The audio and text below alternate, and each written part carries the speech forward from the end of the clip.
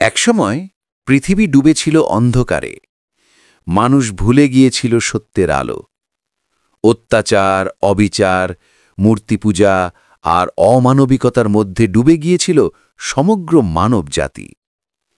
ঠিক তখনই আল্লাহ পাঠালেন এমন এক আলো, যার আগমনে বদলে গেল ইতিহাস।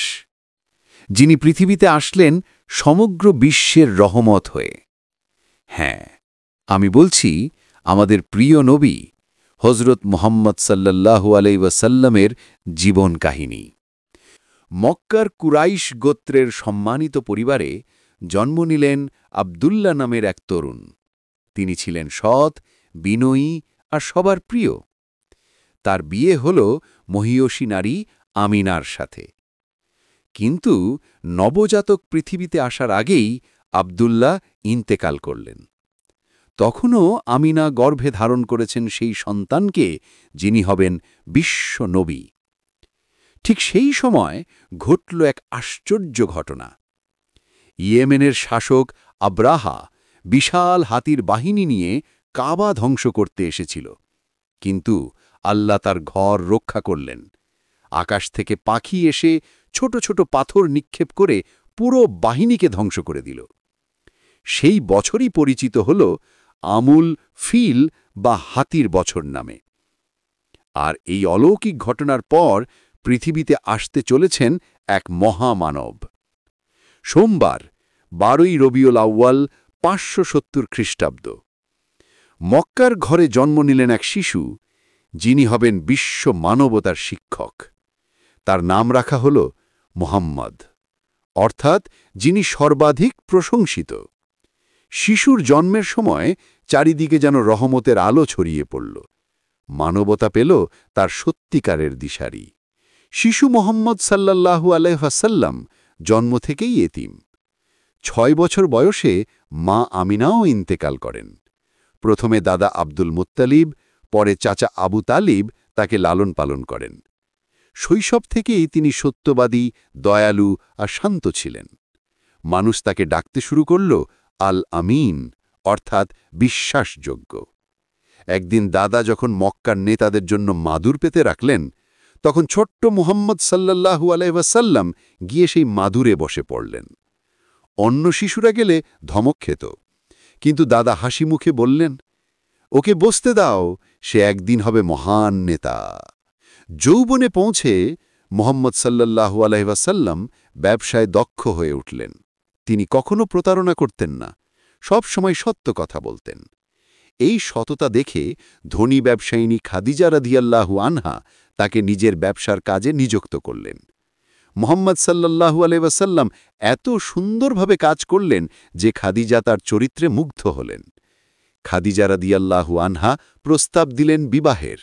এভাবেই তাদের সংসার শুরু হল, যা ছিল ভালোবাসা, আস্থা আর শান্তিতে ভরা। 40 বছর বয়সে হীরা গুহায় একা ইবাদত করছিলেন মুহাম্মদ সাল্লাল্লাহু আলাইহি ওয়াসাল্লাম। ঠিক তখনই নেমে এলো ইতিহাসের মোড় ঘোরানো মুহূর্ত।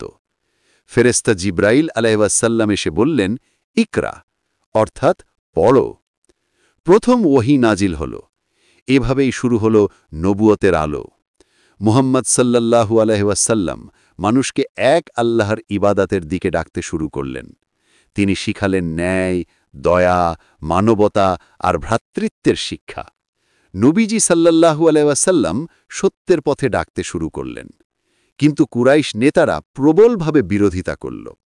তাদের মধ্যে সবচেয়ে বড় শত্রু ছিলেন আমর ইবনে হিশাম, যাকে সবাই আবু জাহেল বলে ডাকত। আবু জাহেল সব সময় নবীজিকে কষ্ট দিত, বিদ্রূপ করত। তিনি মুসলমানদের উপর নির্যাতন চালাতেন।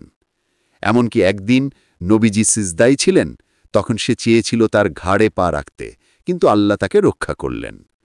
আবু জাহেল বলত, আমরা কি আমাদের বাবা দাদার ধর্ম ছেড়ে এক আল্লাহর ইবাদত করব?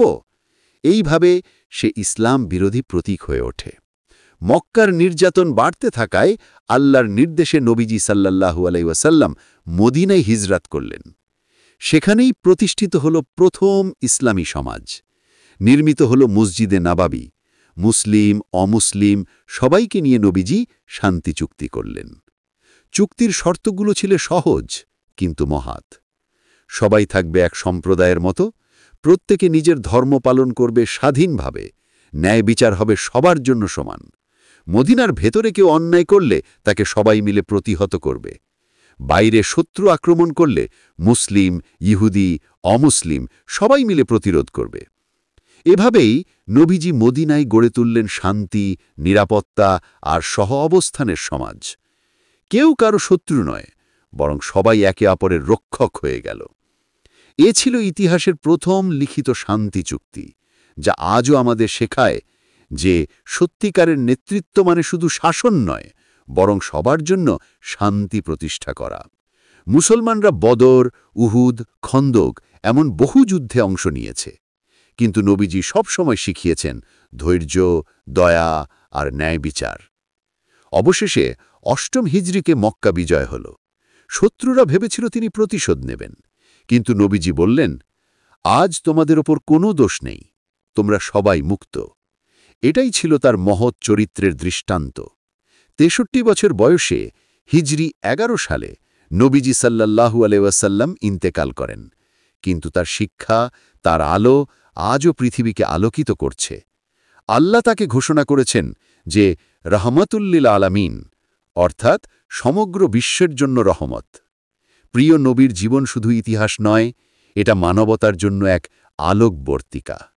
তার চরিত্র, তার দয়া, তার সত্যবাদিতা আজও আমাদের শেখায় যে কিভাবে হতে হয় একজন প্রকৃত মানুষ। চলুন আমরা তার শিক্ষা মেনে চলার চেষ্টা করি, কারণ তিনি আমাদের জন্যই পাঠানো হয়েছেন সমগ্র বিশ্বের রহমত হয়ে। হযরত মুহাম্মদ সাল্লাল্লাহু আলাইহি ওয়াসাল্লাম মানবতার শিক্ষক।